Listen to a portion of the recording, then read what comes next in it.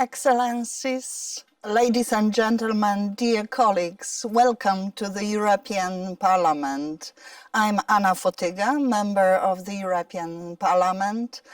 On behalf of the ECR Group within the Parliament, together with my dear colleagues, MEPs Asita Kanko and Kosma Złotowski, I would like to welcome you warmly to our conference. We were able to invite really outstanding speakers and panelists. The topic of this conference is maritime security and the blue economy. Actually, it is the second edition of the same conference. The previous one we were able to host here in the Parliament just before eruption of the COVID-19 pandemic in early 2020, with some earlier engagement of the Parliament and in particular of the ECR Group. Towards the end of previous legislature, we adopted the Baltic Declaration, but surely referring also to other sea basins and already indicating the importance to discuss, to find solution for removal or neutralization of unexploded ordnance and chemical residues that are still in our seas. Our conference is divided into 3 parts, and please stay with us. In the European Parliament this year, we were able to adopt extremely important political indicator guidance for further action. The resolution prepared within the Committee on Petitions with participation of Kosma Złotowski, MEP, and myself, our staff, was real milestone in our activity. The resolution adopted with even unexpected majority of deputies is our hope, and we would like to continue this work.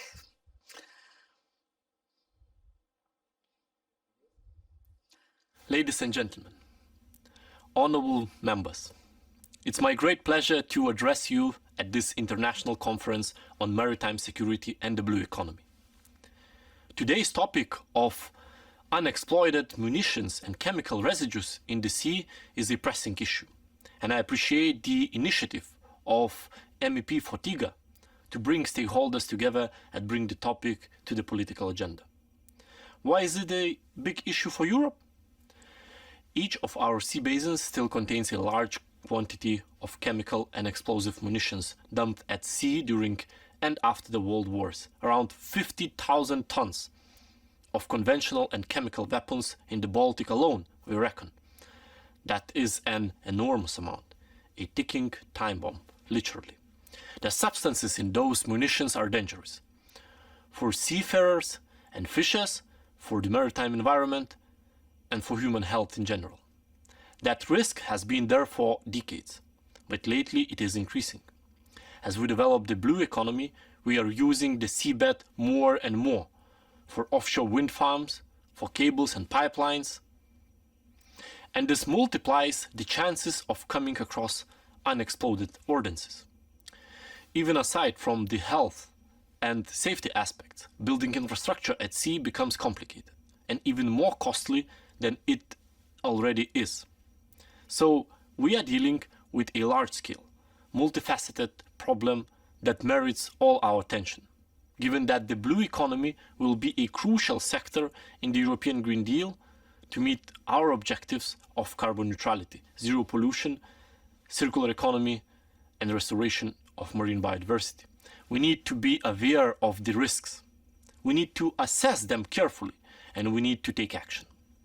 Not that we haven't taken any action yet, quite the contrary. Over the years, we have developed several instruments already.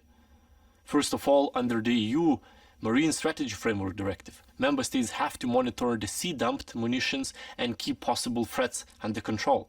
They need to propose and implement adequate measures in their marine strategies at both national and transnational level. Second, the revised action plan of the European Maritime Security Strategy encourages member states to promote training programs on the disposal of chemical munitions and unexploded ordnances at sea. We also encourage EU countries to draft a common contingency plan for incidents and to contribute to a common EU database and reporting system for incidents. Third, funding. Through the European Maritime and Fisheries Fund, we have financed two projects, BASTA and Explotect, to eliminate sea-dumped chemical munitions and unexploded ordnance from the North Sea. In the Baltic, Interreg projects Daimon and Daimon 2 have assisted public administrations to manage dumped chemical and conventional warfare. Fourth, following from the 2019 colloquium on the challenges of unexploded munitions in the sea, we are now funding a study to gather and streamline best practices for accidental encounters with dumped munitions at sea, with special attention to environmental challenges. The study will be finalized by the end of this year. And finally, we have put the issue on the priority list of a range of other major events and initiatives linked to the Baltic, such as the EU Strategy for the Baltic Sea region, the Our Baltic Conference, or very recently the HELCOM Baltic Sea Action Plan, which was updated just last month with tools and actions to tackle this issue. So you see, the list is already long, but we are not there yet. So what else can we do? For me, one thing is clear. Such a complex issue requires cooperation and coordination between competent international organizations and member states, regions, as well as public and private bodies. If we are serious about it, then the EU, the national and the regional levels must work hand in hand. The June Council conclusions on maritime security encourage the Commission and member states to strengthen efforts and cooperation, including through partnerships with the Organization for the Prohibition of Chemical Weapons and NATO. This is definitely a step in the right direction, and I believe it is the right approach, joining our forces to tackle this problem together. To conclude, ladies and gentlemen, a safe and secure maritime space is essential for preserving EU's strategic interests, such as freedom of navigation, border control, the supplies of essential materials, or indeed our food security. It's essential for protecting economic activities and citizens, both at sea and on shore, as one of the conditions for promoting a sustainable blue economy. We have many tools in place to address the issues of unexploded munitions at sea, but political willingness is also at the heart of the matter. This is a big challenge. The big challenge, we need to join forces. That's why I thank the European Parliament again for hosting this international conference, and I count on our close cooperation. I wish you a very successful conference. Thank you. Ladies and gentlemen, you have just heard the real celebrity, the youngest commissioner, His Excellency Virginijus Sinkevicius, presenting the activity of the EU, in particular the European Commission. Mr. Sinkevicius is, although youngest, extremely experienced and excellently educated person. Excellency, thank you very much indeed for your keynote speech. We wish you all the best in your difficult and extremely important task. Once more, many thanks. And now allow me to introduce the second speaker. We are the conservative group. So when I look into his career, it is so properly conservative, starting from the lower level of the government, because the deputy prime minister of Poland, Jacek Sasin, and minister responsible for state assets, has started his career in self-government, then in regional level of the government, in self-government under leadership of the late President Lech Kaczyński in his capacity as Polish capital, Warsaw mayor. So the best possible school of administration. Many of us have the same experience, and I'm sure that his later career, so already in government, in state government, national government, is very much led by this through important function in President Kaczynski's chancellery, now to this important post in the government. Excellency, the floor is yours. Szanowni Państwo, przez cały okres II wojny światowej Morze Bałtyckie było terenem intensywnych zmagań wojennych. Wojna na Bałtyku rozpoczęła się w 1939 roku i nie skończyła wraz z zajęciem Polski. Morze Bałtyckie przez cały okres II wojny światowej było terenem zmagań wojennych. Przypomnijmy, w listopadzie 1939 roku miała miejsce inwazja sowiecka na Finlandię, a już półtora roku później rozpoczęła się wojna niemiecko-sowiecka, w czasie której Bałtyk stał się areną zaciekłych zmagań. Intensyfikacja tych zmagań miała miejsce szczególnie w latach 1944-45. Wtedy to w wyniku postępujących porażek III Rzeszy na froncie wschodnim lotnictwo sowieckie przeprowadzało szereg ataków na marynarkę niemiecką. Między innymi w tym czasie doszło do zatopienia tankowca Franken. Miało to miejsce w kwietniu 1945 roku. Wrak właśnie tego tankowca stanowi w chwili obecnej największe realne zagrożenie dla środowiska. Bałtyk w tym samym czasie był również areną zmasowanego użycia okrętów nawodnych i podwodnych. W efekcie tych działań, które toczyły się przecież przez okres blisko 6 lat, obecnie na dnie Morza Bałtyckiego spoczywa aż około 50 tysięcy ton broni chemicznej, 500 tysięcy ton broni konwencjonalnej i nawet 10 tysięcy wraków, z których cały czas wycieka do Bałtyku paliwo. Dziś po ponad 76 latach od zakończenia wojny zatopione chemikalia, amunicja, pozostałości statków są tykającą bombą ekologiczną, która w każdej chwili może uwolnić śmiercionośne substancje. Wyciek tych substancji może z kolei spowodować katastrofę ekologiczną na niewyobrażalną skalę, a Bałtyk, jak znamy dziś, przestałby istnieć w takiej formie. To jest realne zagrożenie, zagrożenie dla pokolenia naszych dzieci, wnuków. Nie możemy czekać i zrzucać tej odpowiedzialności na przyszłe pokolenia. Bałtyk to przecież jest nasze narodowe dobro, nasze, ale też wszystkich innych krajów, które leżą nad Bałtykiem. Troska o przyszłość, o zachowanie walorów środowiska naturalnego, ale też warunków dla rozwoju tak wielu dziedzin gospodarki, jakie wiążą się z Bałtykiem, takie jak projekty infrastrukturalne, elektrownie wiatrowe, turystyka, rybołówstwo czy też transport drogą morską wymagają, aby głośno w tej chwili mówić o tym problemie. Spółki Skarbu Państwa, które jako minister aktywów państwowych nadzoruje, takie jak Enea czy PKN Orlen, mają świadomość tego problemu. Widać to w podejmowanych przez nie działaniach. Planowana kampania społeczna Bałtyk dla pokoleń, autorem tej kampanii jest Enea, bez wątpienia zwróci uwagę opinii publicznej na problem tykającej bomby chemicznej na dnie Morza Bałtyckiego. Ten problem ma, jak powiedziałem, wymiar ogólnoeuropejski, nie tylko polski. Oczyszczenie Bałtyku z niebezpiecznych pozostałości II wojny światowej wymagać będzie w związku z tym współpracy wielu krajów, wielu instytucji międzynarodowych, ośrodków badawczych i eksperckich. Konieczne jest podjęcie pilnych i długofalowych działań. Dzisiaj jesteśmy na początku tej drogi, ale polski rząd zrobił już pierwszy krok w tym kierunku, powołując międzyresortowy zespół do spraw zagrożeń wynikających z zalegających w obszarach morskich Rzeczypospolitej Polskiej materiałów niebezpiecznych. W skład tego zespołu, powołanego decyzją premiera Mateusza Morawieckiego, wchodzą przedstawiciele kluczowych resortów, również ministra aktywów państwowych, szefowie służb wojskowych i policyjnych, straży pożarnej i innych właściwych urzędów, w tym wojewodów nadmorskich województw. Powołanie tego zespołu świadczy o poważnym podejściu do rozwiązania problemu zanieczyszczenia Bałtyku ze strony polskiego rządu.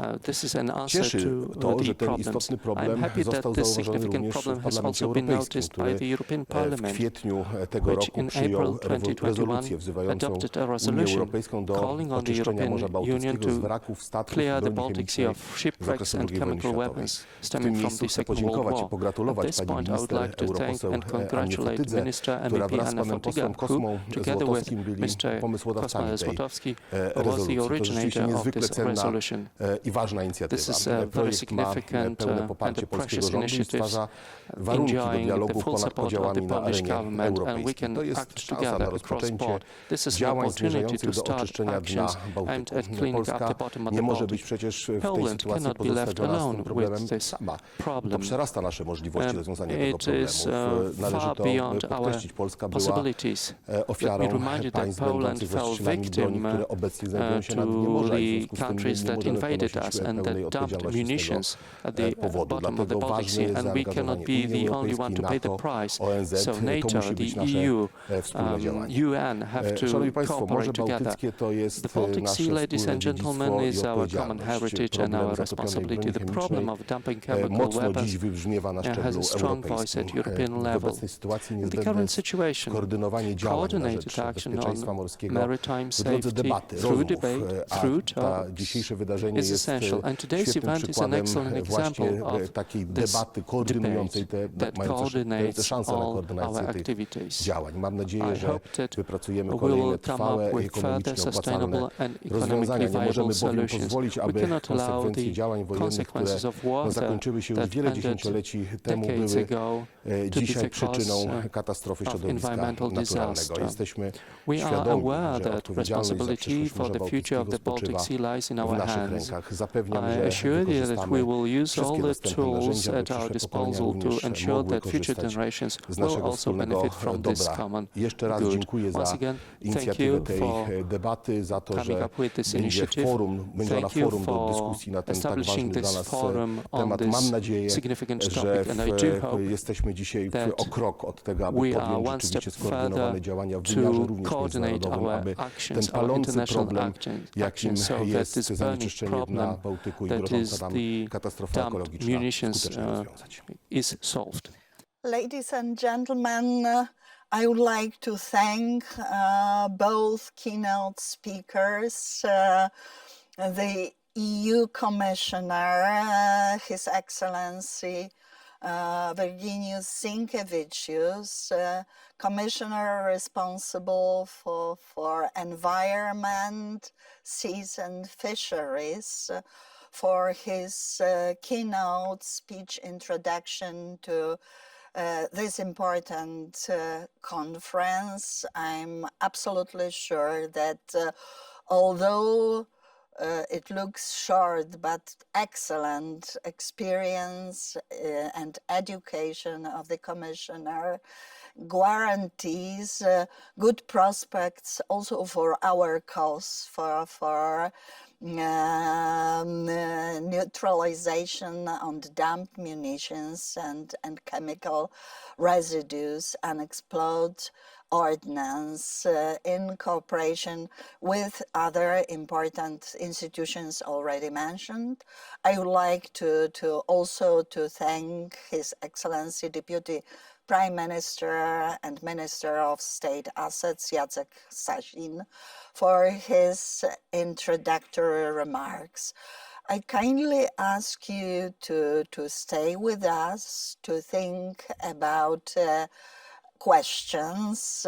We are going to develop a presentation of the problem in depth in consecutive panels, starting with first general one, just setting priorities, defining the problems. This panel is to be introduced by the moderator of whole conference, our co-worker, Marie Tavernier. But the host of whole panel is our dear Belgian colleague, MEP Asita Kanko, who entered the parliament in this 9th legislature, but who is already very visible, willing to cooperate and to contribute to joint efforts of the European conservatives and reformists in the European Parliament. Please stay seated. We need just a few minutes to rearrange the podium, and then we start further introductions. Thank you very much.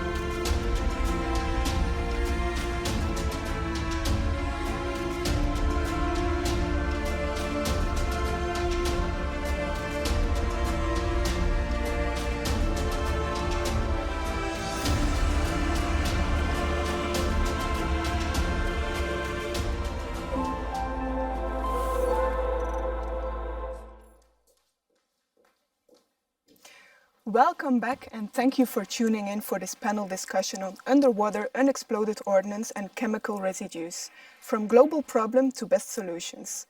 This panel will assess the legal framework and global attempts to tackle the problem of the conventional and chemical munitions dumped in the seas and oceans. The panel will be moderated by MEP Asita Kanko. She is a representative from Flanders in Belgium. Mrs. Kanko is the Deputy Coordinator for the ECR Group in the Subcommittee on Security and Defense, and she is very happy to moderate this panel due to the relevance for the people she represents, because also in front of the Belgian coast, approximately 35,000 tons of munition was dumped after the First World War. After this panel, we will have a Q&A session, so please feel free to send your questions via the ECR Group YouTube and Twitter channels. I will give the floor soon to Mrs. Kanko, but first we will watch a short video.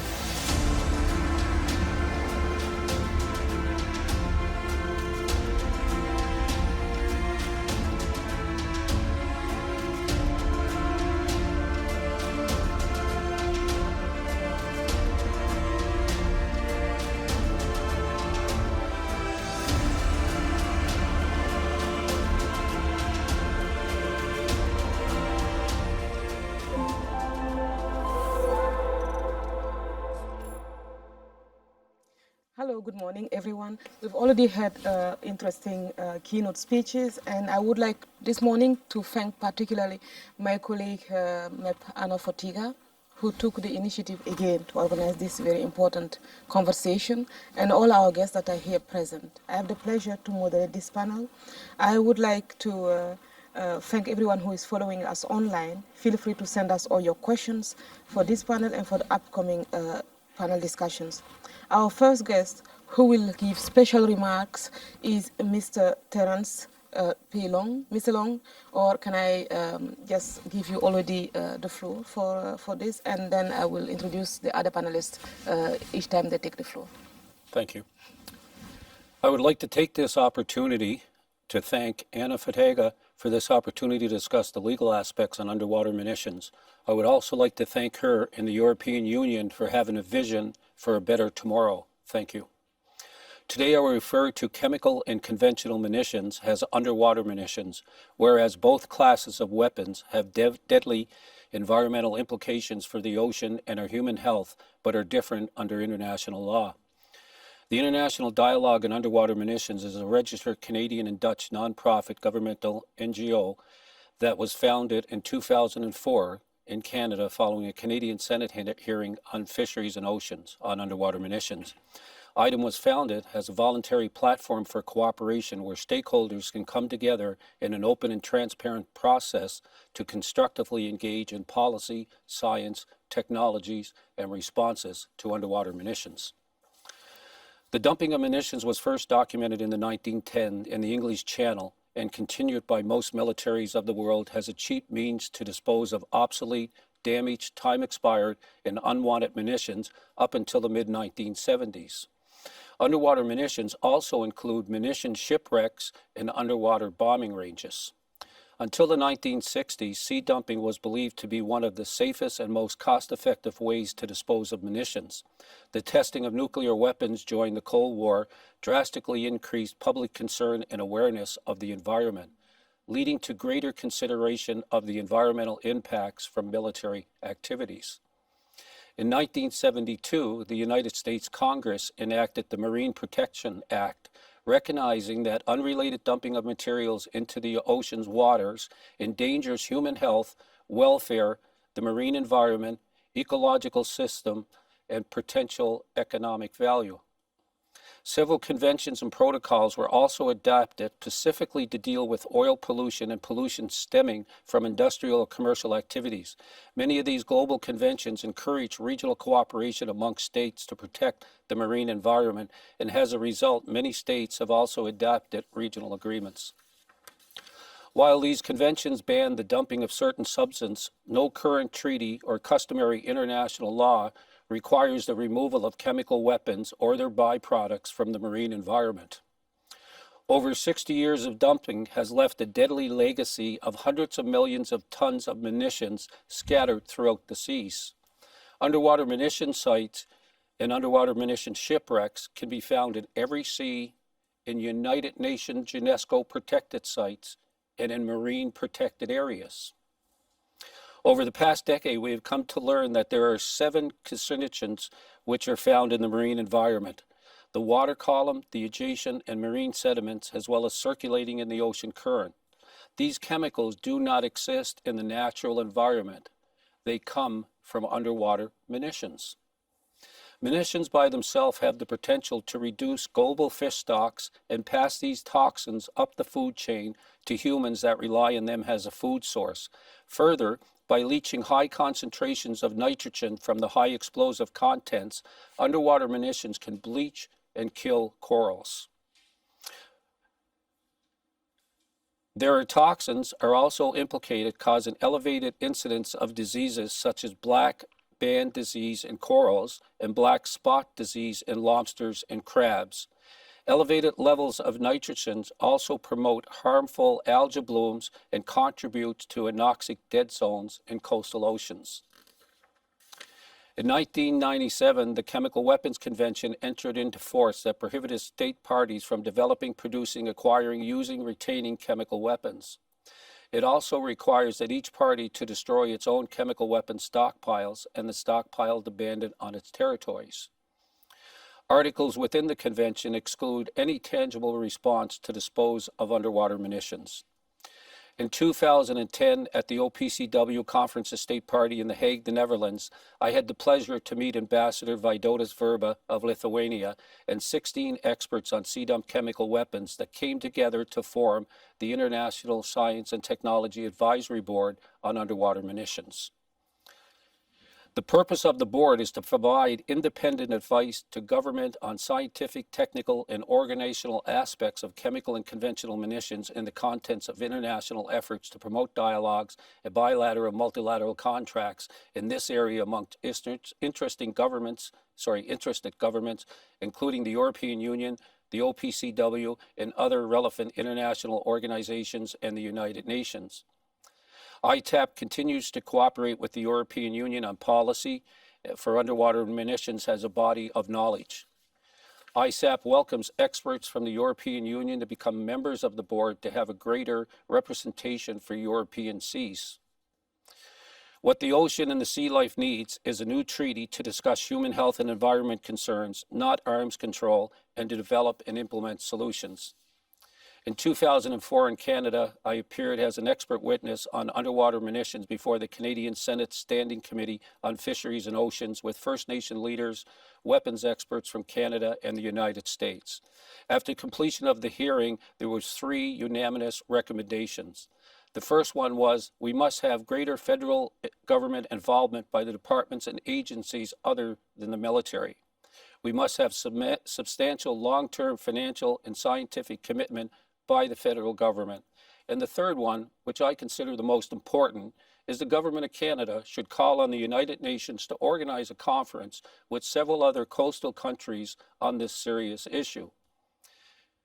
That conference has yet to be called, and it's my hope that from this event, we will be able to call on the United Nations to have a global conference to discuss this. The United Nations' first international meeting on mine clearance took place in Geneva, Switzerland, the 6th of July, 1995. The conference was the first global opportunity for a discussion that led to the 1999, the Convention on the Prohibition of Use, Stockpiling, Production, and Transferring of Anti-Personnel Mines and their destruction, formerly known as the Ottawa Treaty. That is something that we can do here. If we take the Ottawa Treaty as an example and we just take the landmines out of it and look at the underwater munitions, then we do have a way forward where we can actually discuss and develop solutions to the problem. A UN treaty could encourage countries to remediate underwater munitions to develop new and emerging green technologies for the blue economy. That approach would help successfully implement their United Nations Sustainable Development Goals to achieve 2030 targets.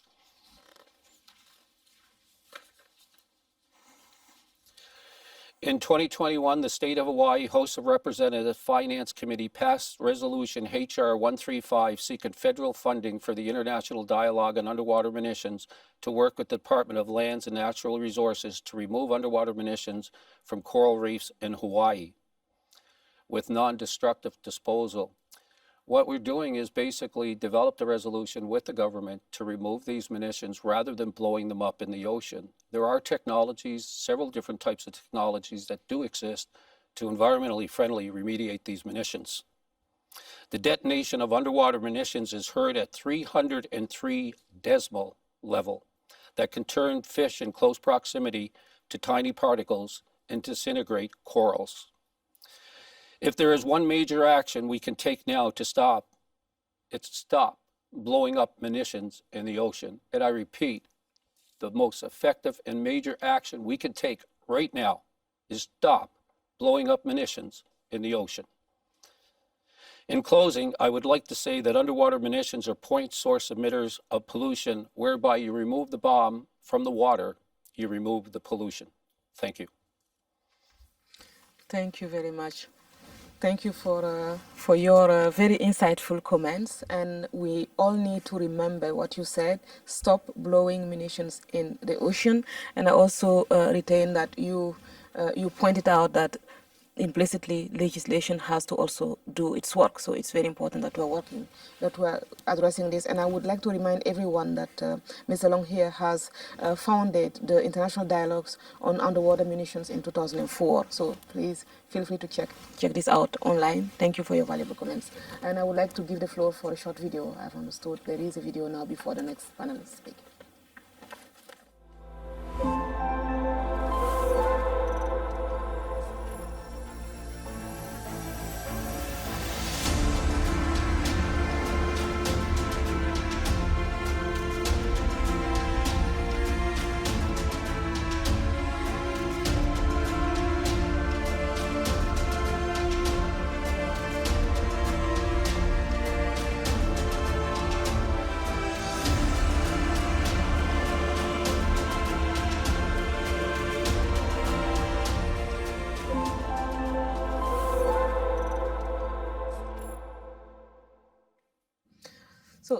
Thank you and welcome back, everyone. I would like to move over to Mr. Frederick Haag, who is our next speaker. Looking forward to have your comments, and I hope it was not too far to come from wherever you came from. Everyone can understand what I mean, since the story that we have with the location where you are addressing us from there now. So it's very good that we're keeping a close cooperation with London. Off to you now for commenting on this important issue. Thank you very much, and good morning, everyone, and thank you for inviting me to speak at this event, although I am speaking from London due to the restrictions at the moment. But it's a great honor to address you all on the topic of focus and to provide some perspectives from our viewpoint. And I represent the London Convention and London Protocol Secretariat, which regulates the dumping of waste at sea, and this includes munitions. My brief presentation will highlight the role of these treaties in this regard and describe our discussions to date among contracting parties, as well as look at any future role that we could possibly play in this regard. So just as a brief matter of context, the International Maritime Organization, or IMO, is the UN specialized agency responsible for safe, secure and efficient shipping, but it also is the secretariat for the conventions that govern the prevention of pollution from dumping of waste at sea, the London Convention and the London Protocol, or LCLP for short. Now, the London Convention was adopted already in 1972 and was one of the first global conventions to regulate human impacts on the marine environments, celebrating 50 years next year. In 1996, the London Protocol was adopted to modernize and supersede the convention, and it came into force about 10 years later. There are now 100 parties in total to these two treaties, 87 to the convention and 53 to the protocol. In addition to dumping of, so to speak, normal waste at sea, such as dredge material and other waste generated through mainly land-based activities, the protocol also regulates climate change mitigating techniques such as carbon dioxide capture and storage in subsea geological formations and marine geoengineering. And as a very brief summary, you can say that under the protocol, dumping at sea is generally prohibited, except under some circumstances when a permit can be issued by the designated national authority and only following a thorough waste assessment and permitting process. There are only 8 types of waste that may be considered for such permits, and this may be reduced even further in the future. When it comes to the issue of munitions dumped at sea, this has been discussed in the context of the LCLP since its early days. The London Convention prohibits the dumping of materials in whatever form, including solids, liquids, semi-liquids, gases, or in a living state, produced for biological and chemical warfare. This regime is also fully incorporated in the protocol, and it's important to note that both the LC and LP prohibits the dumping of any industrial waste, which is interpreted as including munitions, chemical or otherwise, since 1996. But how about then the munitions already dumped at sea? Well, the convention does not cover materials dumped before the entry into force of the convention, 1975. And over the years, there has been discussions among parties regarding the role of the treaties in how to deal with this matter. In the 1980s and 90s, the Helsinki Convention considered chemical warfare munitions dumped in the Baltic Sea and agreed to leave these munitions where they were dumped. And parties to the London Convention Protocol endorsed this policy, and in the past have discussed issues such as location of historical sites of obsolete munitions in order to bring information to the attention of fishermen and mariners and providing advice regarding the handling of such munitions if it found in nets. Through the work of the London Convention and London Protocol bodies, munition location maps have also been made available for the Mediterranean Sea, Australia, New Zealand, United Kingdom, United States, and other locations. For munitions containing radioactive material, IMO, through the London Convention and London Protocol, works with the International Atomic Energy Agency to identify accidental losses and historical disposal sites. More recently, though, we have engaged in the UN-wide discussions, which you are aware have taken place over the last decade. In 2013, the UN Secretariat issued a questionnaire to UN member states and relevant national organizations requesting views on the environmental effects and possible modalities of international cooperation. This questionnaire and the subsequent report triggered discussions at the bodies of the London Convention Protocol. And in 2014, our scientific advisory body, the London Convention Protocol scientific groups, were visited by the Permanent Permission of Lithuania to the UN, who presented the work under the General Assembly to date to the delegations. And the scientific groups noted that the main conclusions of work so far was the need for further international cooperation among various frameworks and to avoid duplication and overlap. So since then, the parties to our treaties have agreed, and as reiterated by our Conference of Parties or the governing bodies, that the LCLP could offer practical advice and historical information and serve as a useful resource on the issue. And in 2016, when a new questionnaire was issued from the UN, we provided this input again, emphasizing the need for global coordination and the role of global bodies on this matter, and reiterating our willingness to cooperate with other UN bodies and beyond as required.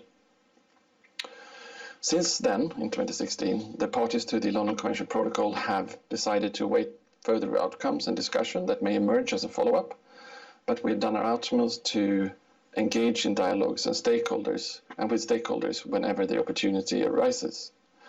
In order to explain the role and mandate of the LCLP in this context, and also in anticipation of any future role that the treaties may play. We therefore participated in the colloquium on the challenges of unexploded munitions arranged by the Commission in February 2019. And earlier this year, we provided some assistance to the ICF, who carried out a study on behalf of the Commission, a study on underwater unexploded munitions.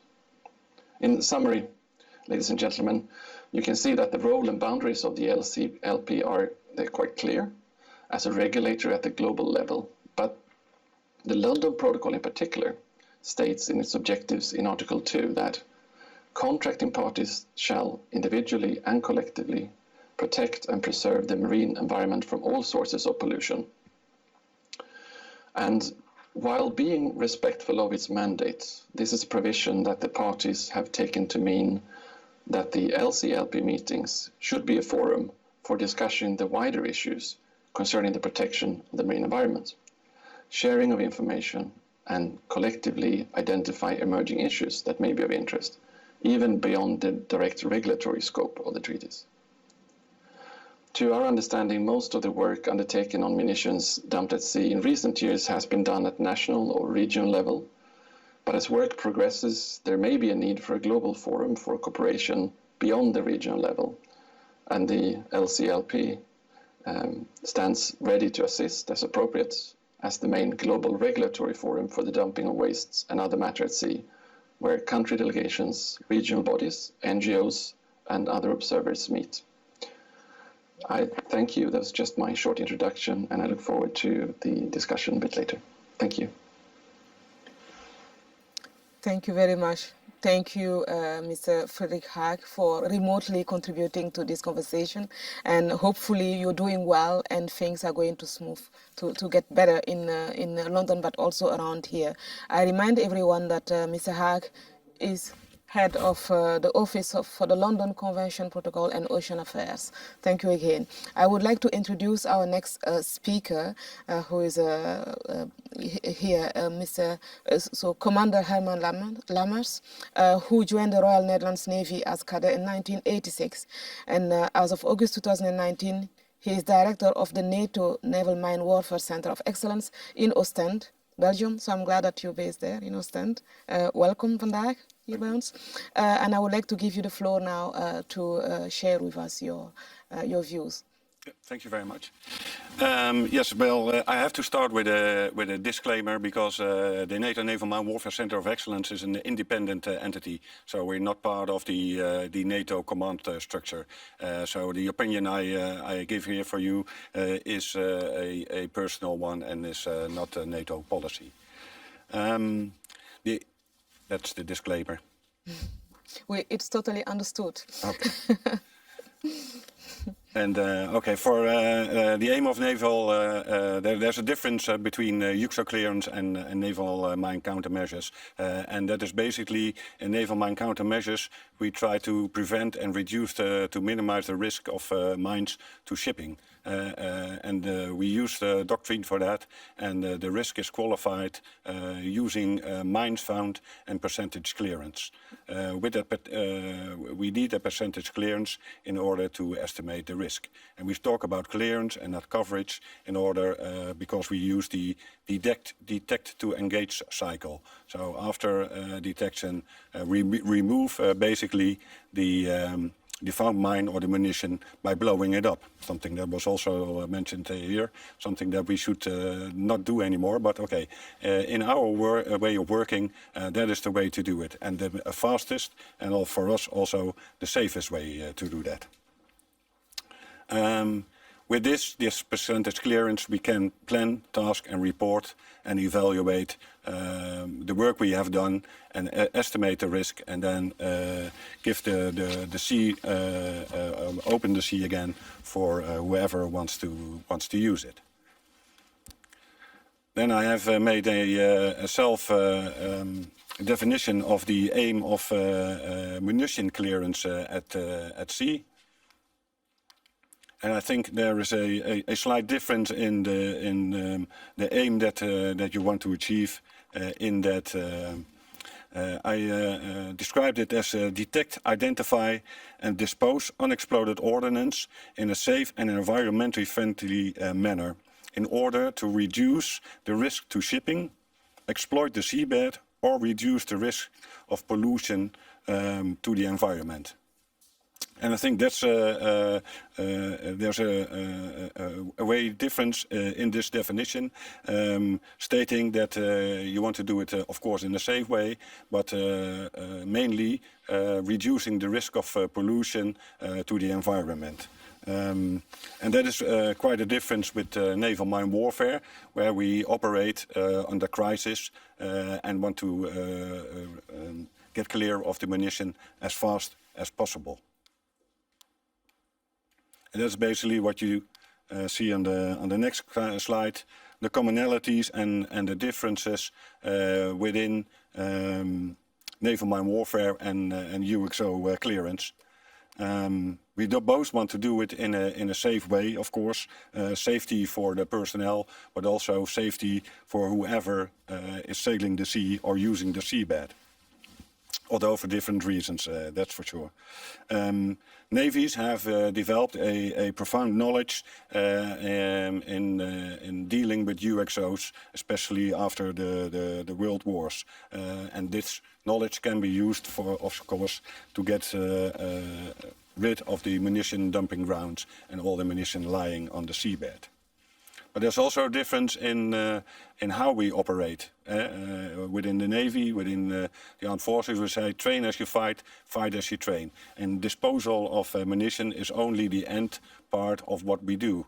And to do the whole train, it is essential to keep up our skills for naval mine countermeasures. And also we end up in a different way. We mostly blow up the ammunition instead of removing it, because blowing it up is faster and safer, and that's what we want to do it as fast and safe as possible.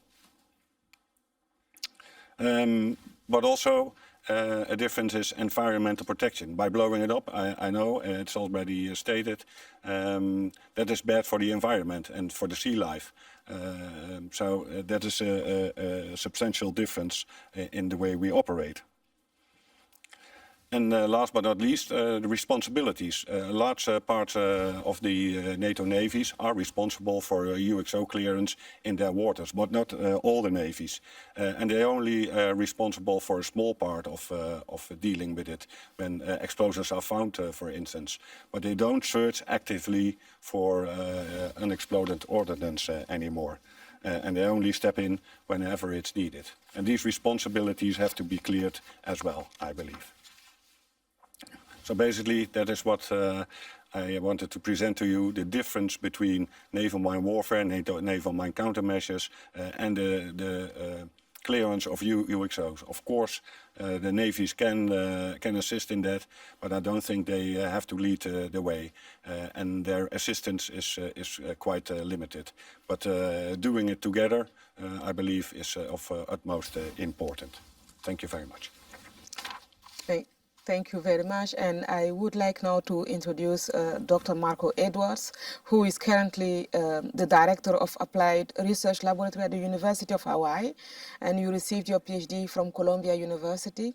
And I must also say that your most recent research is focusing on the use of high-resolution photographic and acoustic data to map military munitions that were sea disposed at the end of World War II. I would like, before you take the floor, to leave it the space to our team here to show a short video.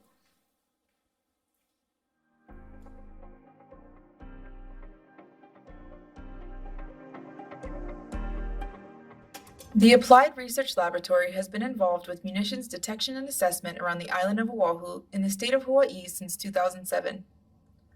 Hawaii is among the most isolated places on Earth, located more than 3,600 kilometers from the nearest continent. Hawaii is known for its tropical beaches, coral reefs teeming with colorful marine life, and rugged volcanic cliffs covered with verdant foliage. Oahu is a diver's paradise, with very clear water providing great visibility, whether a person is swimming below the ocean surface or enjoying a bird's eye view of an approximately 10-meter-tall coral reef. Even deep areas, such as this coral boulder located on the seafloor 350 meters below the ocean surface, exhibit good visibility and abundant marine life. Historically, Oahu is known as the site of the December 7, 1941 attack on Pearl Harbor, where Japanese planes conducted a surprise aerial attack on the United States naval base. The date that will live in infamy was marked by a devastating loss of life, significant damage to the United States Navy fleet, and an environmental disaster that released various types of toxins, including munitions and unexploded ordnance, into Pearl Harbor. Prior to the Japanese attack, Schofield Army Barracks in the Central Valley of Oahu served as a staging ground for munitions. But the tropical conditions corroded some munitions, particularly those with thin quarter-inch steel casings, including 100-pound bombs filled with mustard agent, the leakage that is depicted in this photograph. Near the end of World War II, the decision was made to dispose excess, damaged, and obsolete munitions at sea. Munitions, including the 100-pound chemical bombs, were transported to docks at Pearl Harbor where they were loaded onto barges. Tugboats towed the barges out to sea, where personnel rolled or tossed the munitions overboard. In their undamaged state, 100-pound chemical bombs had distinctive physical characteristics, including a fuse on the nose of the bomb, 2 suspension lugs, and the box tail fin. These characteristics were critical identifiers used in searching the seafloor to locate the approximately 16,000 chemical bombs that were reportedly disposed at sea. Well, quite impressive. So, Dr. Edwards, you have the floor. Thank you very much. I'm really grateful to be here. Thanks to the ECR Group for inviting me to participate, and I'm happy to be able to share some of the work that we've been doing in Hawaii. So I think part of the reason that I'm here is to be able to document the fact that the problem that we talk about in the Baltic Ocean is in the Baltic Sea is also a problem in the Pacific Ocean, that there are munitions all over, chemical munitions in Hawaii. We were particularly looking for 16,000 that we had evidence had been disposed south of Oahu around the period in 1944.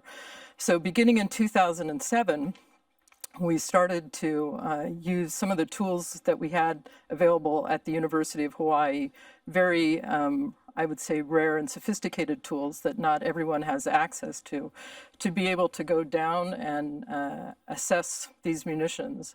We had used a seafloor mapping system previously to locate some of them, and then we went down either in manned submersibles, which took people down to the seafloor so we could actually be somewhere between 300 and 600 meters underwater, but in proximity to the munitions to sample around them. Or we could use a remotely operated vehicle out of the Woods Hole Oceanographic Institution to be able to collect the same samples and see what was going on with the munitions. So it's a very complex story, and we put together that movie. You've seen the beginning of it. It's actually an 11-minute movie because I have the inability to do anything short in my life. But we hope that if people can stick around until the break, the whole movie will be played.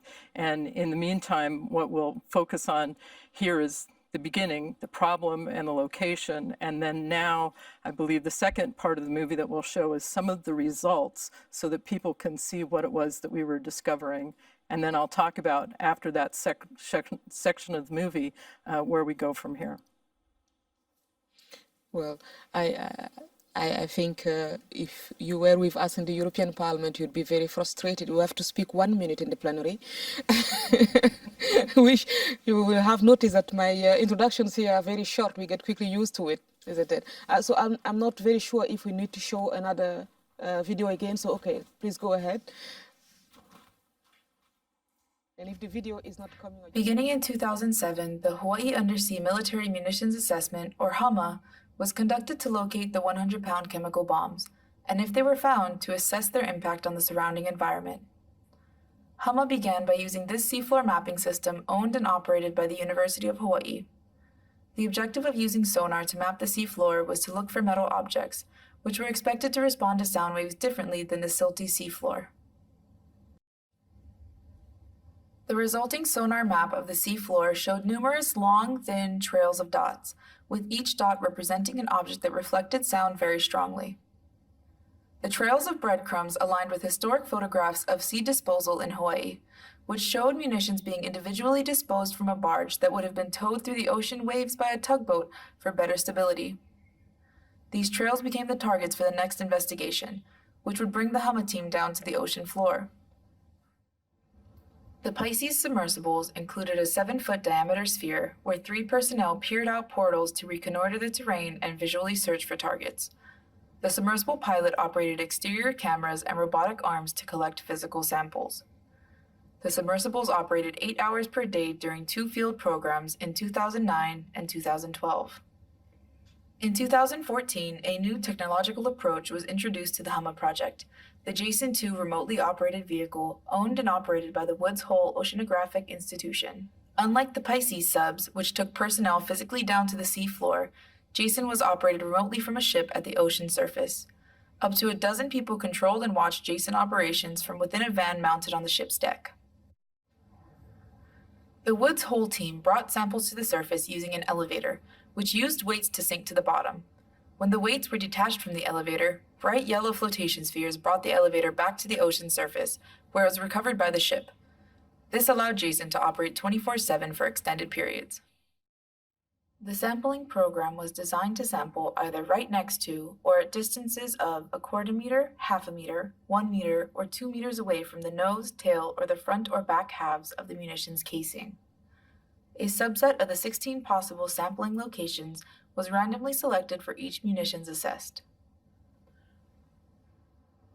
Samples were collected similarly by the Pisces submersibles and the Jason remotely operated vehicle. Sediments were scooped into containers that were capped and brought to the surface ship. Box corers were used to collect samples in ways that preserved the layering and small animals within the sediments. Bright orange sea stars were frequently found on top of munitions, including the chemical bombs that the Humma project wanted to assess. Sea stars were collected directly from munitions and from other sites without munitions to compare whether there were any differences in animal health. After being brought to the surface ship, the sea stars were preserved and sent to the Smithsonian Institution for analysis. Traps were used to collect shrimp living near munitions. Invariably, the bait in the traps attracted other marine life, including rays and sharks, but only shrimp, sea stars, and anemones were collected during Humma. 2 time-lapse camera systems built by local Hawaii high school students were deployed to record the behavior of marine organisms living on man-made and naturally occurring objects. The most important procedure for all Humma sampling operations involved crew safety and was provided by the U.S. Army's Edgewood Chemical Biology Center. Prior to any piece of equipment or sample being handled upon returning to the surface ship, Edgewood personnel scanned them to make sure that no hazardous material would come into contact with humans. Seafloor mapping for Humma in 2007 and 2011 is thought to have detected thousands of munitions disposed at sea, highlighted in this map in light blue. Hundreds of these munitions were subsequently photographed by the Pisces submersibles and Jason II remotely operated vehicle. More than 500 of the chemical bombs were visually identified by their boxtail fins and suspension lugs. Occasionally, it was possible to confirm the chemical nature of a bomb's constituents by observing 2 parallel bands of green paint. Analysis of sediment samples collected within 2 meters of the chemical bombs showed trace amounts of mustard agent or its degradation products. The amounts detected in the sediment samples typically measured a few hundred parts per billion or less. During sampling of a heavily corroded chemical bomb that broke into pieces, Jason II captured a residual amount of live mustard agent from inside the collapsed bomb. This was the only live agent recovered from the dozens of chemical bombs sampled. Munitions were frequently used as habitats by marine organisms. This time-lapse movie compresses several hours of the behavior of animals using a chemical bomb as a home. As the sea star moves across the chemical bomb, notice what appears to be lesions on its arms. To determine if these lesions were caused by mustard agent, which causes blistering, sea stars with these lesions were collected, preserved, and sent to the Smithsonian Institution, where it was determined that barnacles live as parasites in the sea star's lesions, taking advantage of their reproductive system. No mustard contamination was detected in any of the organisms collected during Humma. Some of the shrimp specimens showed trace amounts, less than 0.01 parts per million, of the energetic material TNT. A final important discovery of the 7-year Humma program was that chemical bombs which were originally manufactured with 1/4-inch thick steel casings had imploded due to water pressure at the 300 to 600 meter water depth where they now reside. Many chemical bombs located were corroded to the point of disintegration at the slightest touch. Humma yielded important insights into the location and condition of sea-disposed munitions in deepwater settings south of Oahu, at the cost of approximately $1 million per year for each of its 7 years. Recently, the Applied Research Laboratory began employing some of the lessons learned during Humma to Oahu's nearshore environments. The objectives of the current efforts are to develop cost-effective approaches for detecting and ultimately assessing munitions disposed in water depths less than 30 meters. Much of this work is being conducted by marine robots. Using surrogate objects to represent munitions like those pictured on this floating dock, we have devised tools, remotely controlled or automatically operated, to scatter these surrogates on the seafloor using a commercial off-the-shelf unmanned surface vehicle. A second, smaller, student-built unmanned surface vehicle has a seafloor mapping system similar to that used during Humma, but operating at a much higher frequency, mounted beneath it to create maps of the seafloor.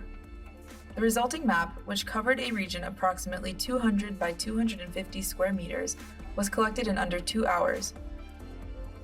Bright targets that can subsequently be inspected are indicated. At this time, we have successfully demonstrated tandem operations of 2 unmanned surface vehicles, with the larger platform being used to deploy the munition surrogates and the smaller platform following behind it to map the location of the dropped object. The attached orange flotation devices allow rapid recovery of the dropped surrogates. Future efforts include creating a test range for evaluating other instruments for detecting and assessing sea-disposed munitions. Well, thank you. I would give the floor back to Dr. Edwards for final words on this part. Thank you. I just wanted to close by saying, you know, for 15 years now, I've been collaborating with the folks who are working in the Baltic Sea, and that collaboration has enhanced both what we're learning in Hawaii, and I hope we've been able to help with what folks in the Baltic are doing too. And so this international partnership is something that I consider to be particularly important. I feel sort of like a kid standing outside a candy shop right now and watching you with the talent that you have, the technology that you have, the coalition that you have, and the motivation that you have. And I just hope that you're able to, the EU will lead the rest of the world in terms of making this happen. Thank you. Well, thank you for highlighting the importance of cooperation. We will not forget our digital friend from London, and you are sitting next to Captain Pacek, who is a big expert on whatever is happening in the Baltic Sea. Captain Pacek, welcome. I will give you the floor, but I would like to just shortly say what you are doing today. So you are head of Maritime Forces Command Branch within the Faculty of Command and Maritime Operations, and since 2017 till now, you lead a group of scientists who develop decision support systems to support authorities of EU Baltic states in risk assessment of threats connected with conventional and chemical weapons dumped in the Baltic Sea. So you cannot be closer to him than that. I give over the floor to you and call for more cooperation. Yes, indeed. Your Excellency, thank you very much for that warm introduction.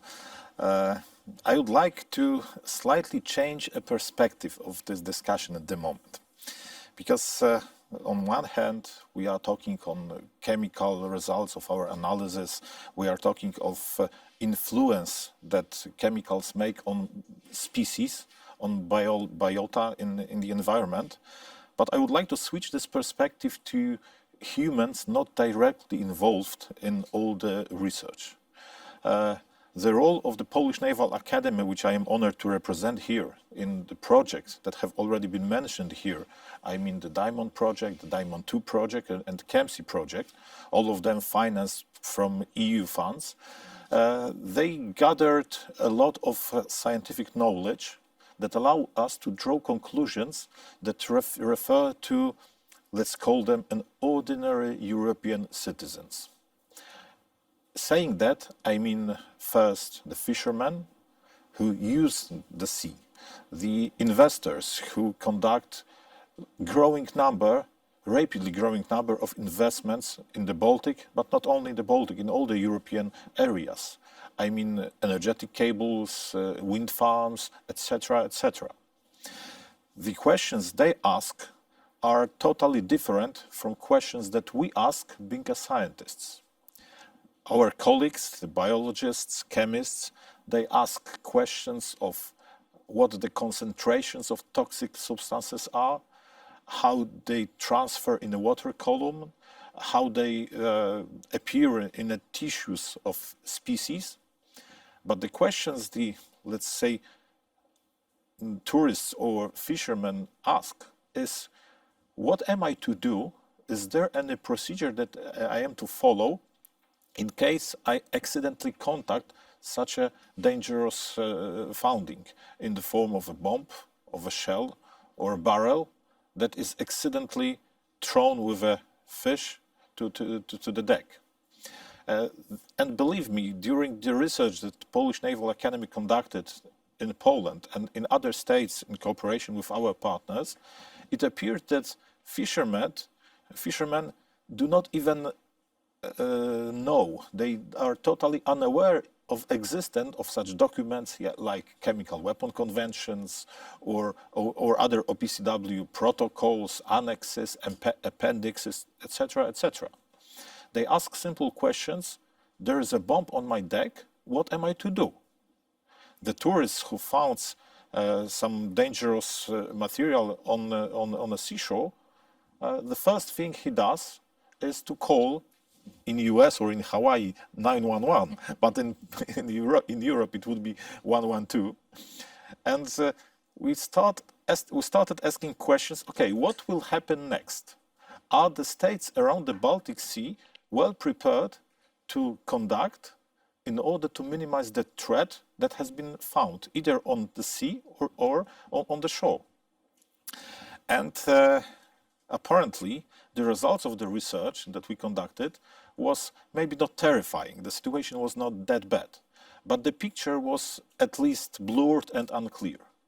It means that the particular states, even in such a small area like Baltic Sea, which is very sensitive for environmental protection, have different procedures, have different organizations responsible in this crisis response management system for dealing with a threat, and they totally differ in terms of what they are going to do with the finding reported by people at sea or on land. The conclusion was that there is an urgent need to, first of all, gather all their expert knowledge, gather their experiences, and propose so-called, or we called it, standard operating procedures that could be safely followed in all the states.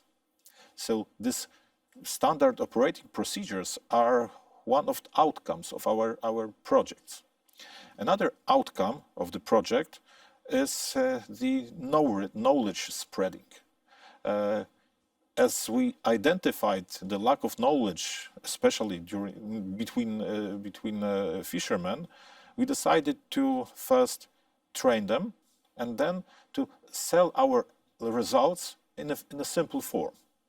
I mean a simple handbook, not very thin, a thick handbook with basic information, what type of threat the chemical weapons generate at sea, and what to do in case when the finding appears on the deck or on land.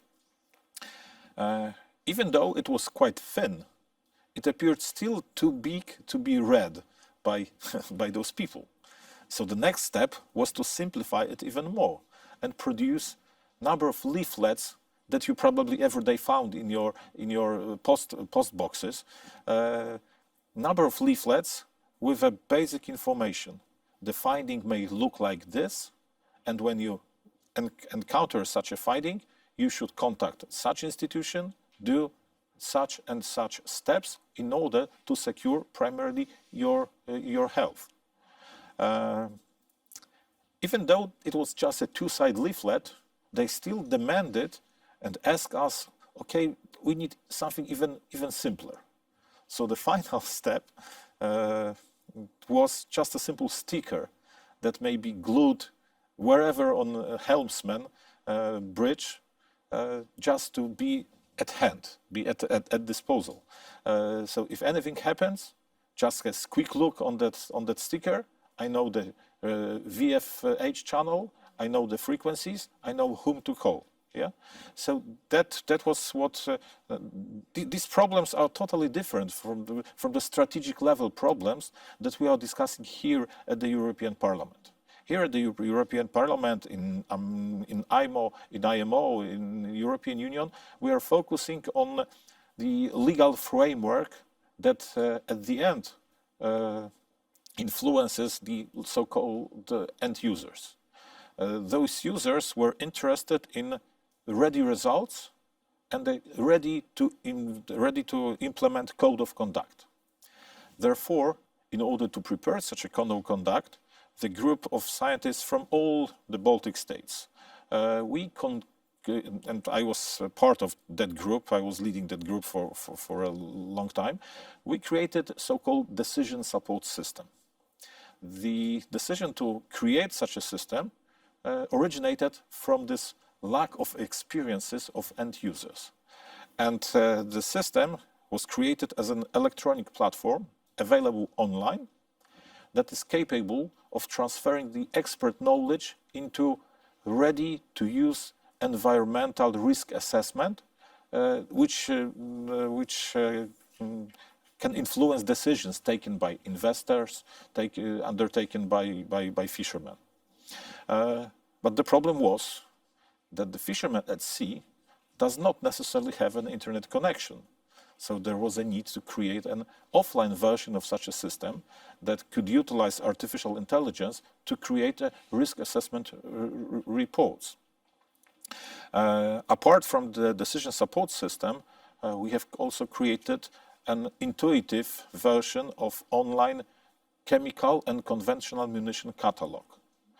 Of course, the primary version was created as an electronic version available online over the internet, but still the hard copy, printed copy, was necessary to be delivered to the vessels which do not necessarily have an internet connection while at sea. It helped in identification of foundings. And let me just comment on your hydrographic work that in a relatively small area, the Gotland Deep in the Baltic, we found over 40,000 bottom objects. And imagine how much time it is needed to visit one by ROV. Of course, it is impossible, so we did not do that. What we did was only the visiting of selection of objects that were with highest probability representing the chemical weapons. Of course, the hits varied from Second World War objects like aerial bombs to a huge number, which also creates a new problem on the stage, of modern wastes, like barrels, like bicycles at the bottom of the sea, cars in a whole piece, logs of wood, etc., etc. So this garbage left at the sea bottom is also creating a new problem that maybe we will undertake in the future research. But focusing on chemical weapons and its influence on decisions that day by day have to be made by fishermen, by people at the beach, tourists at the beach, they do not necessarily are interested. They are not necessarily interested in this strategic level discussions. Yeah, exactly. If I may just come in, would you just conclude also by reminding our followers, why is this important for people who are not fishermen? Because sometimes I noticed before, ahead of this debate, when you tell people you're going to discuss about this, they remember, yes, it's against pollution, but they feel maybe it's a bit far away from them, even although it should not. But if you can more concretely say why it's important for everyone's safety, why it's important for everyone's health and daily life, that these things are not in the sea. That's important to add in the perspective. To comment your question, why it is important. Primarily, we are thinking of environmental protection. But secondly, and maybe this becomes recently the most important issue, are the new investments ongoing on the sea. If you look at the maps generated by IMO, if you look at the maps generated by Helcom, for example, which present the utilization of the Baltic, all the ferries, all the fishing boats, if you look at the wind farms, anchorage grounds, electricity cables, pipelines, gas lines, and so on, it grows rapidly. And our research proved that the highest risk of being contaminated is connected with this industrial investments. Not such a risk is connected with, let's say, eating fish. The concentrations discovered in tissues were not that high to endanger human lives or human health, but accidental contact with chemicals that still remain on the sea bottom can generate huge problems during investments like pipeline, cable laying, building new wind farms. And this sector of maritime economy is recently, particularly in the Baltic Sea, but not only, growing really rapidly. Thank you for this clear change of perspective as you announced during your introduction, and thanks for these clear conclusions. I think everyone will have the opportunity to say something again after we get the questions, because we are now going over to Q&A. Thank you, panelists. Thank you, Mrs. Kanko and guest, for this interesting discussion. Dear followers, it was not only me who was following this discussion with great interest. We also had some questions from the public. The questions are the following. It was stated that the changing conditions in the sea are having an unknown effect on the dumped munitions. How can we better understand those processes? Another question was, we can see that the topic of dumped munitions brought together stakeholders from numerous different organizations, but can you precise which actors should play a key role in the case of huge leakage of chemical weapons dumped in international waters, and in which hands the main responsibility lies in dealing with such an accident? Another question was, is it a ticking time? Is the clock ticking? Is there an urgent need to tackle these issues within a few years, or can we afford to move at a slower and more assured pace? Mrs. Kanko, the floor is back to you. Thank you very much, Marie. So I would like to play like in the European Parliament. So may I just ask everyone, since there are 5 speakers, you will have more than 1 minute. So you're lucky. So if everyone can answer to some of these questions using 2 minutes, would that be okay? Let's start with Dr. Edwards. So if I could, I'd like to address the last question, which is, how much time do we have left? And one of the really striking things that happened when we were doing the investigation in Hawaii was seeing that munition that collapsed when we just barely touched it. And what I don't have an understanding of is the natural erosion process. How does that happen? I've found what I think is the remnant of a chemical munition that's just sort of left a shadow on the seafloor. And so, I don't say that I know the answer to the timing problem, but, seeing that so many of these munitions are on the verge of collapse and not understanding what contributes to the fact that some of them look like they're very corroded and some of them you can still see the paint stripes on them. I think I worry that we might be waiting too long. Oh, thank you. May I just go over to your neighbor, so Yes. because maybe you can address some of these questions. Yeah, I think from what I experienced, and that's basically within the Netherlands Navy, we had a lot of munition found in North Sea as well, and you see the various status of the munition that they are found basically by fishermen, and as said by my neighbor, there's quite difference. Some of these munition is really totally rusted and falling apart, and some of them they are basically brand new, and that is also a danger in how to treating it, and to connect with the captain on procedures how to handle this munition for fishermen.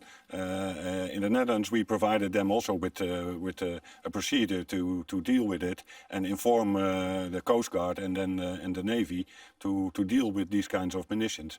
And they basically throw them back overboard, which is officially not allowed, but at least reporting the position so that we can handle it and remove the threat from the seabed. How bad is the situation in the Netherlands and in Flanders? Yeah. And how is it evolving? It's quite similar, and both our navies, the Belgian and the Netherlands Navy, work together on this. And after now more than 15 years of doing this operation in the Belgian and Netherlands waters, we see we see it reducing, but there's still a lot of ammunition out there, and I think for the coming decades we will be dealing with that. Well, we'll need to work on this together. I will go back to Mr. Frederik Haag, following us remotely, for your conclusions and answers to some of these questions.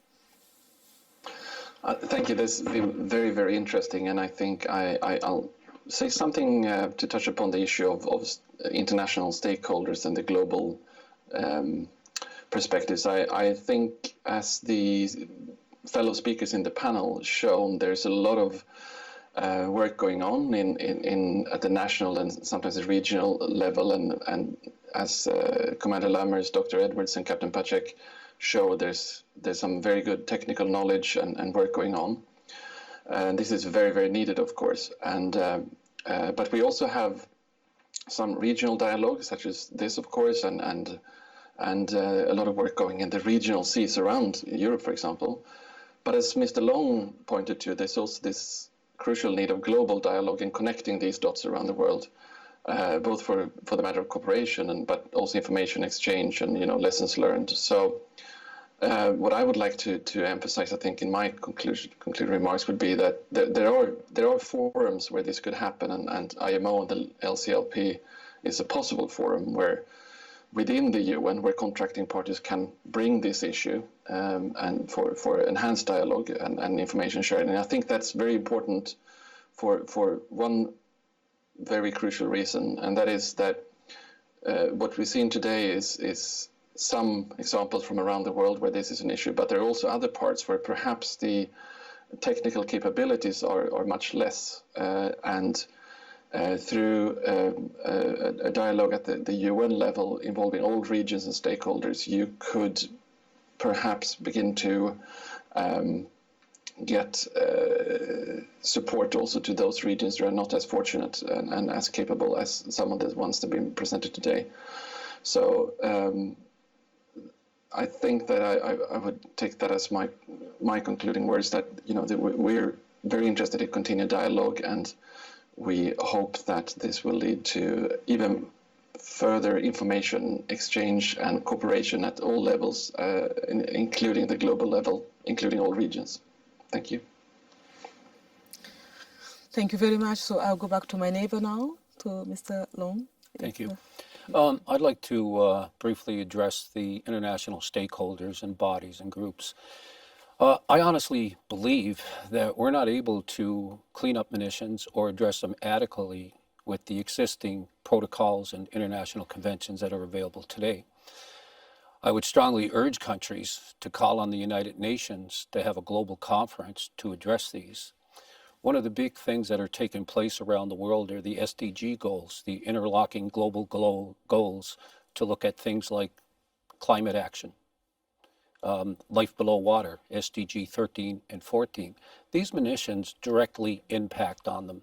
And if we don't put it at the table at the United Nations, what we're doing is we're cleaning up the ocean and we're leaving out the munitions. And the munitions have the ability by themselves to destroy the ocean. So existingly, in another three... Sorry to interrupt. You say we're cleaning up the oceans, but we're leaving the munitions. What do you mean? Well, under the Sustainable Development Goals at the United Nations, there are a series of goals to address the oceans and all the different impacts on the ocean, such as climate change. But we're not looking at the munitions that actually bleach and kill corals, which are actually having impact on achieving these Sustainable Development Goals. So we have goals that we got to achieve by 2030 to protect 30% of the ocean. But if we got chemicals that are circulating throughout all the ocean currents, how do we protect 30% of the ocean? So it's like an oxymoron. We continually politically talk about this, but we take no action. 17 years now I've been doing this. Before this, it was landmines. And what was successful with landmines is we called for an international conference. And from that first conference in Geneva, 4 years later, we had an international treaty.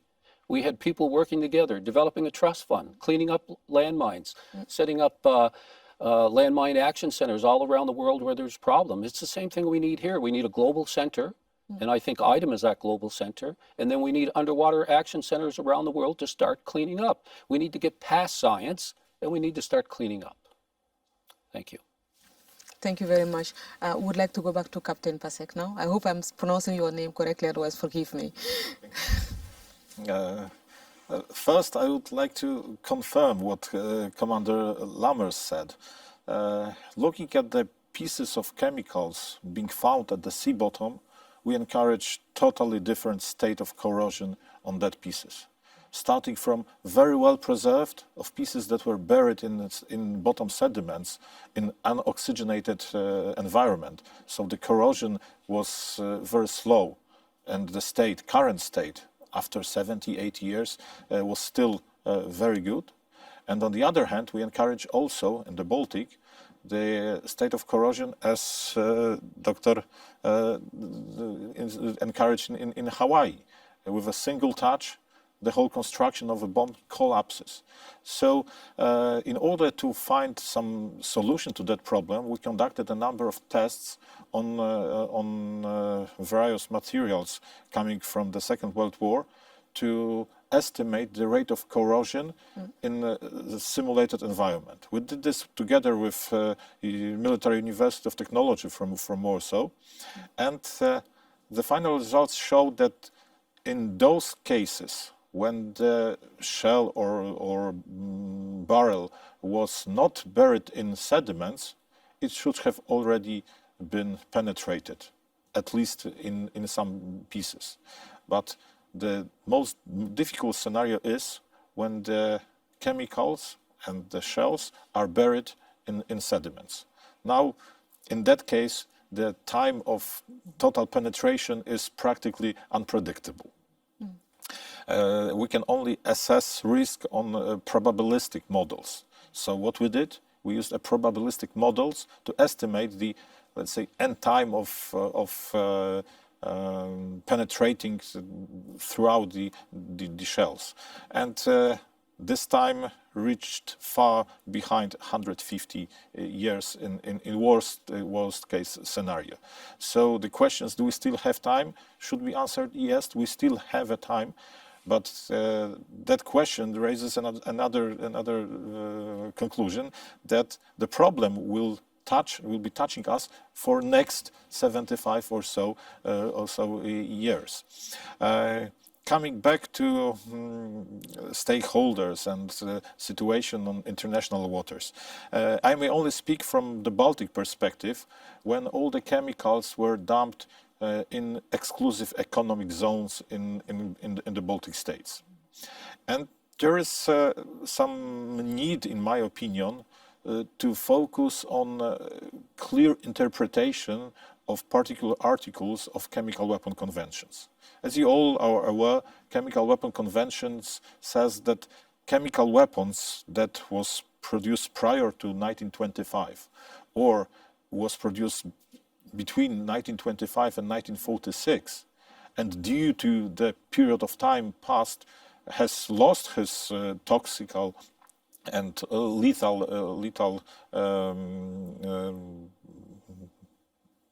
has lost his lethal lethality, can be treated as convention says, old chemical weapons. Old chemical weapons, after inspection, may be confirmed as a toxical waste. And we can treat it as a toxical waste, not as a chemical weapon, which makes it easier to recover it, destroy it, and get rid of it.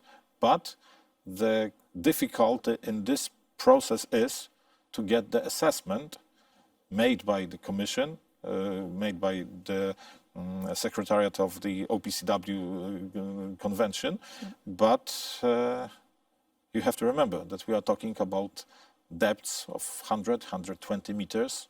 So to conduct the inspection requires some kind of emergency group that will be able to look at the founding, assess the founding, and confirm, okay, the state of corrosion allows us to treat it as a toxic waste, not as chemical weapons, which makes the further steps easier. But I'm pretty sure that you will hear more about that in our next sessions, where I already saw the program. maybe I'm revealing some secrets, but I saw the program, and I know that we will have with us representatives of companies that already undertook the challenge to construct a mobile facility to safely recover and destroy chemicals at sea without bringing it to the territory of any state of the convention. Well, thank you very much also for doing a bit of our work for the next session. We still have 2 minutes. I saw Dr. Edwards nodding, and I've seen Mr. Haag also moving. Even if you are remote, I can still see you very well. So would you like each of you to take part of these 2 remaining minutes to comment on what has been said. If you wanted to add something, I'll start with Dr. Edwards.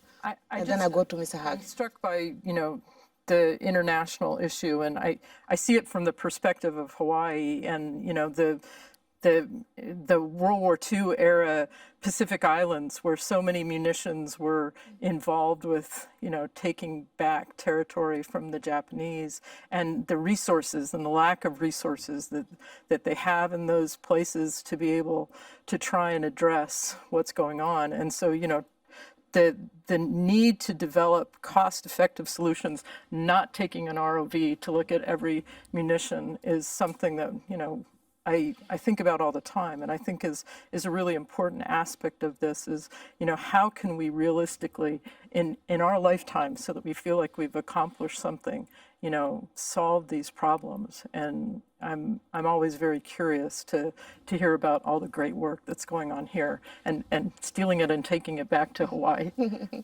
And always coming back to the EU. So I go over to Mr. Hague for your last words. Thank you. No, I just like to reiterate what I said about the need to include all global regions and share the experience so far. And I sense the urgency of that Mr. Long expressed as well, and the need for having that dialogue also on in the UN forums. And I hope that we can take that step soon. And we are very much happy to help in any way we can in that aspect. Thank you so much for everyone. Thank you. Yeah. And as Commander Lama, do you have anything you would like to add? Oh, I think that to solve this problem, you really have to reunite, and everybody has a part of the solution. But it is an immense problem that you can solve by one party. Yeah, and I also will I will remember your. He just really called for something with a lot of passion. There was almost a scream from your heart about what the Sustainable Development Goals should accomplish. So I think we're going to keep that also in mind. Please remember 2 things. We're talking about underwater chemical and conventional munitions, and please stop blowing up the bombs in the ocean. Thank you. Well, you got it. Thank you, everyone, and please stay tuned and follow our next session. We'll be back at 12:30. Thank you, colleague Fotiga, for this, and all the speakers and all the experts and followers connected. And the team, of course, great team. ECR team.